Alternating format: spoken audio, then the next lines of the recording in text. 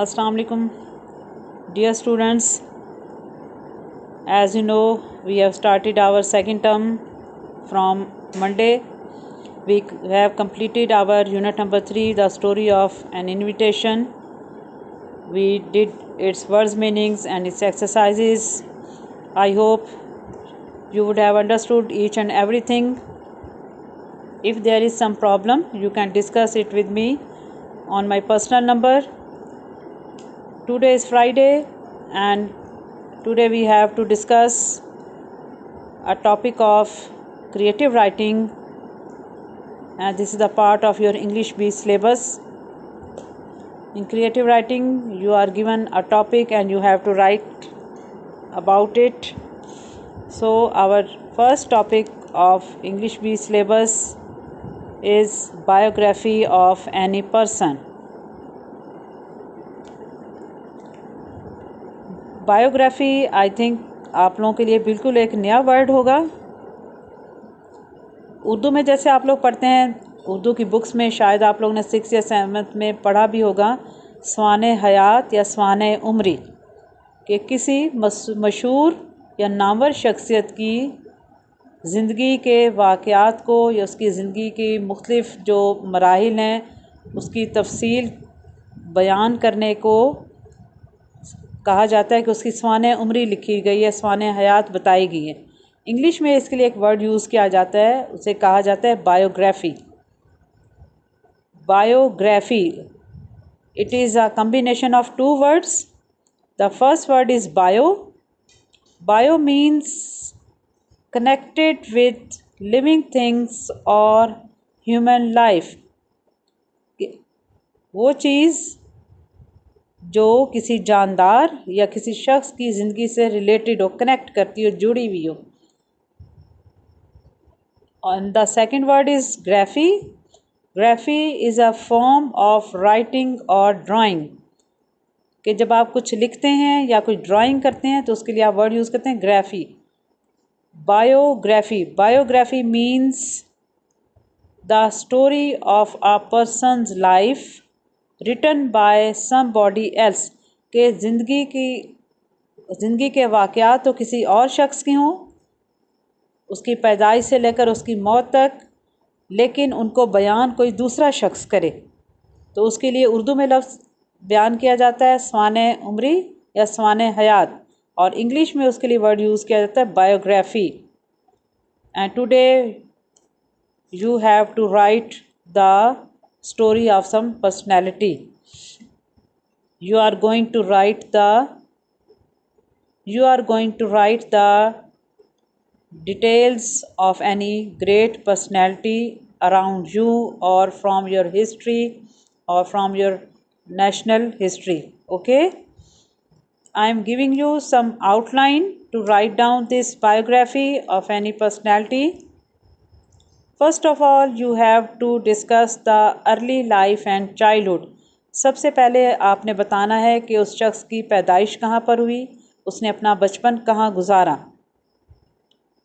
Second step में आप बताएंगे कि अगर आप उनके पेरेंट्स के बारे में कुछ जानते हैं तो आप उसकी डिटेल दे सकते हैं, डिटेल द पर्सनस पेरेंट्स।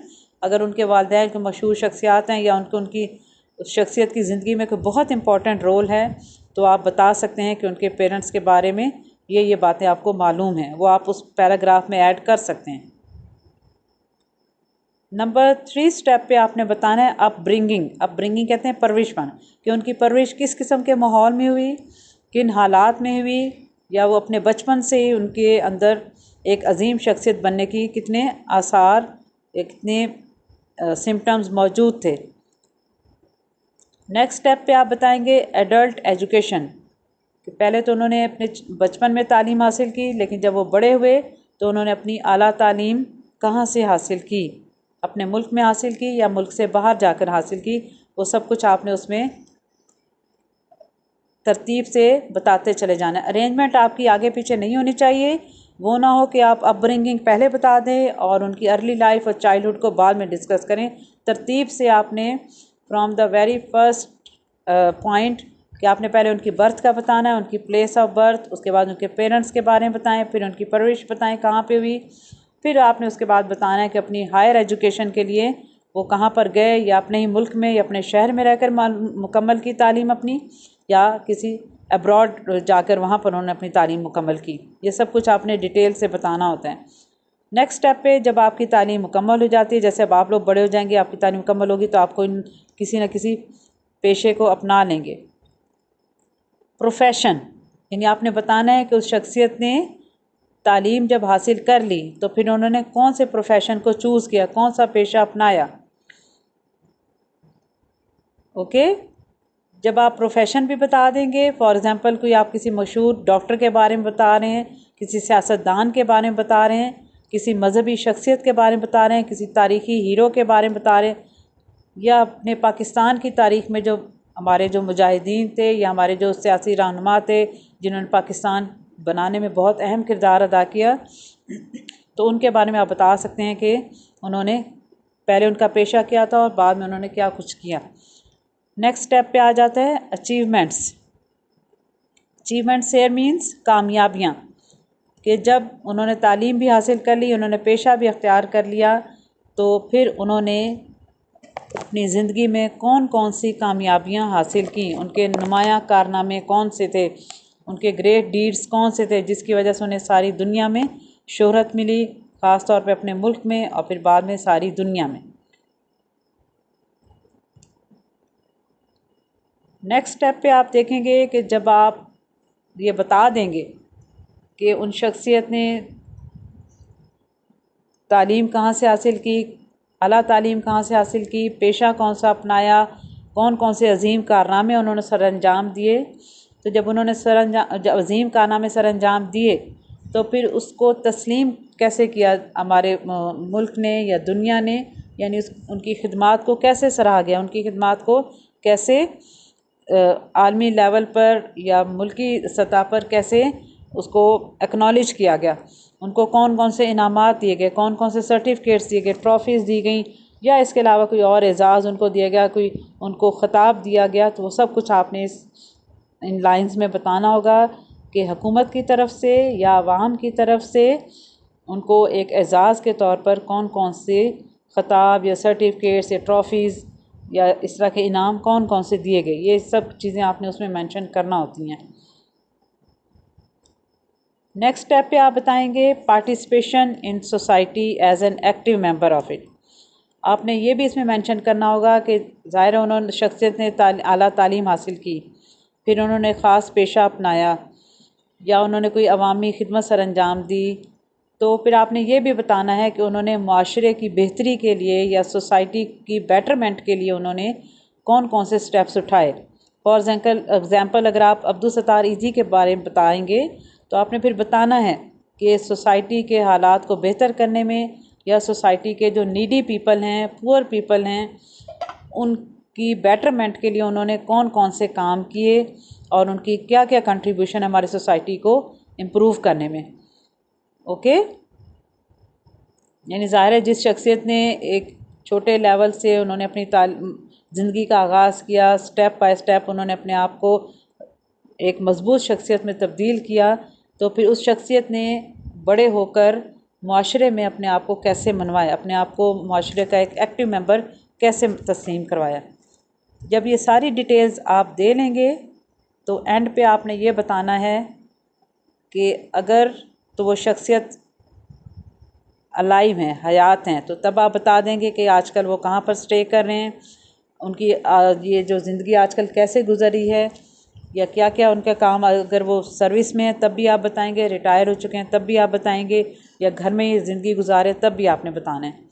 और अगर उनकी डेथ हो चुकी है उस शख्सियत की जिनके बारे में आप डिस्कस कर रहे हैं, तो तब आप बताएंगे कि उनकी डेथ किस तरह से हुई, किस डेट पर हुई, उनका मज़ार कहाँ पर है, उनको कहाँ पर दफनाया गया है, और एंड पे भी आप थोड़ा सा उनकी खिदमात को सराहते हुए थोड़ा सा 2-3 लाइन्स में या सिंगल लाइन में भी आप उनकी जो सर्विसेज है उनको ट्रिब्यूट पेश कर सकते हैं कि उनका हमारी सोसाइटी में या वर्ल्ड के ऊपर हमारे मुल्क को मशहूर करवाने में, उनको फेमस करवाने में उनका क्या रोल रहा है। तो ये है आज का हमारा टॉपिक, जिसमें हमने ये डिस्कस किया है कि अगर हम किसी मशहूर शख्सियत के बारे में लिखेंगे, बताएंगे, तो हम कहाँ से स्टार्ट लेंगे, उनकी पैदाइश, उनके वालिदैन, उनकी तालीम, आला तालीम, उनका पेशा, उनकी उसके बाद खिदमत सर्विसेज जो भी उन्होंने की हैं, और एक्नॉलेजमेंट्स उनको हुकूमत ने फिर बदले में उनको क्या दिया, माशरे ने उनकी खिदमत को कैसे सराहा, या हम जो जनरल पीपल थे, जनरल पब्लिक थी, उन्होंने उनकी खिदमत का उनको क्या सिला दिया। उसके बाद आपने ये भी बताना है कि पार्टिसिपेशन सोसाइटी को इम्प्रूव करने में, सोसाइटी की बेटरमेंट में, सोसाइटी की वेलफेयर में उनका रोल क्या था। और लास्ट पॉइंट में आप जाकर डिस्कस करेंगे कि उनकी आखिरी ज़िंदगी कैसे गुजरी। अब जब सब चीज़ें आप अपने माइंड में एक आउटलाइन बना लेंगे कि हमने ये और आपने एक पर्सनैलिटी भी सिलेक्ट कर ली है, और सपोज़ कि अगर आपके माइंड में इस वक्त नहीं आ रहा कि मैं कौन सी शख्सियत के बारे में लिखें, तो यहाँ पे जस्ट आपको कुछ मैं नेम्स दे रही हूँ। These are examples you have to follow to write down the biography of these one of these personalities.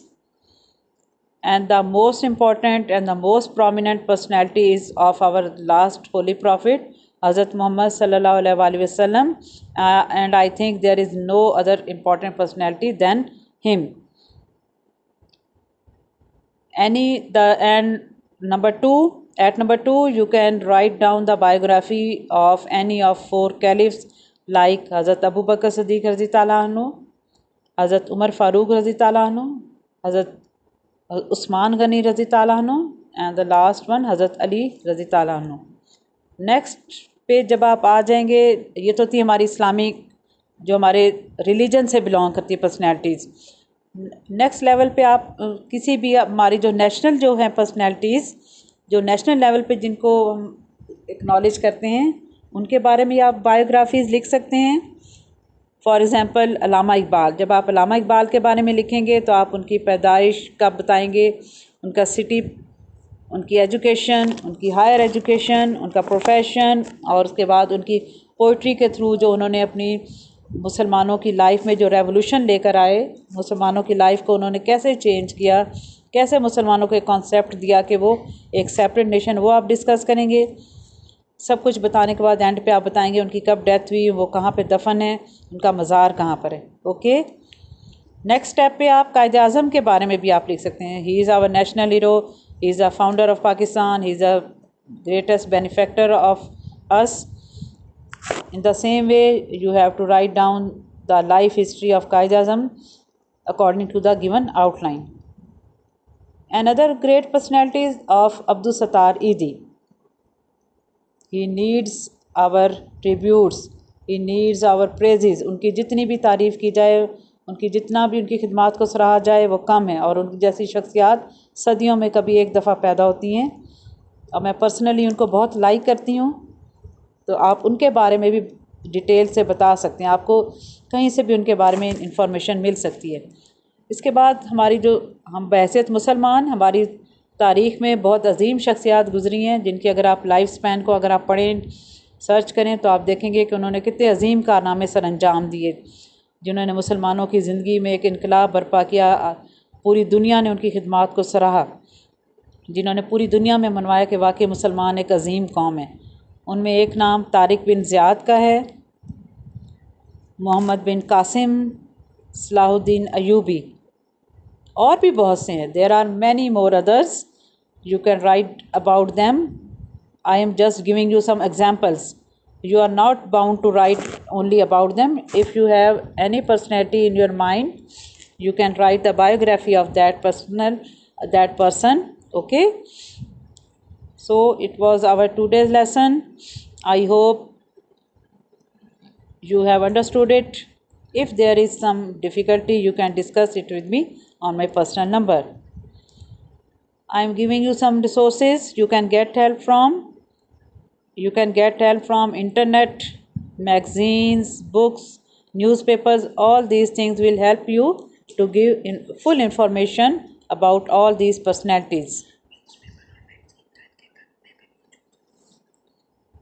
आप किसी लाइब्रेरी से भी कंसल्ट कर सकते हैं, मैगज़ीन्स आपके घरों में आते होंगे, इंटरनेट तो आजकल आपके हाथों में है, वो तो उसमें तो कोई आई थिंक एक्सेस करने में कोई प्रॉब्लम नहीं होनी चाहिए। न्यूज़पेपर्स हैं, आप कहीं से भी हेल्प ले सकते हैं। अपने आपके घरों में कोई बुज़ुर्ग होंगे, वो आपको बता सकते हैं, कहीं से भी हेल्प मिले। रिसोर्सेज तो बहुत ज़्यादा हैं, You can approach any one of them. Okay? Home assignment, the most important topic of today. The first is write biography of any personality in your neat notebooks. Write it neatly and give proper information. No gossip should be there because it's an important topic. You have to write only to the point. Okay, इसमें गपशप नहीं चाहिए, just to the point आपने लिखना. इसका जो भी आपके पास मटेरियल है उसको पहले अरेंज करें, उसके बाद उसको जो मैंने आपको आउटलाइन दिया उसके अकॉर्डिंगली उसको आप नोटबुक के ऊपर लिखते जाएं. Okay.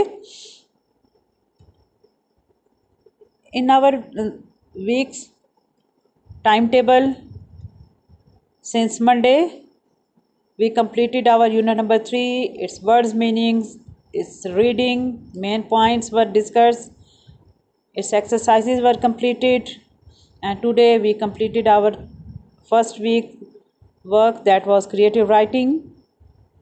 All these 4 parts, words meanings, exercises, creative writing, it's your written homework. Do it neatly in your neat notebooks and send it to my personal number, not in the group. I am reminding you again and again not to send your home task in group. You have to send it on my personal number. Okay? There should be no complaint that the student has sent its homework in group. Okay? It creates a mess. इससे बहुत problem हो जाती है बेटा, बहुत ही load होता है पहले ही ग्रुप में का, अटेंडेंस का भी, काम का भी. तो जब आप लोग होमवर्क उसमें भेजेंगे तो उससे फिर बहुत ज़्यादा कन्फ्यूजन फैलेगी, तो फिर आपके लिए भी सही नहीं होगा और हमारे लिए भी वो प्रॉब्लम हो जाती है उसको मैनेज करना.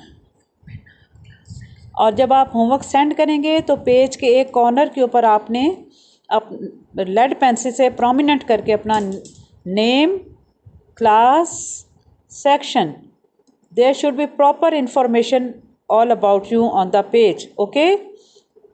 If I receive any homework without any name, class or section, I will not check that homework. Okay?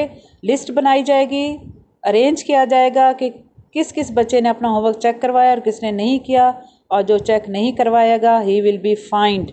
Okay? Make it clear in your minds. Okay, goodbye.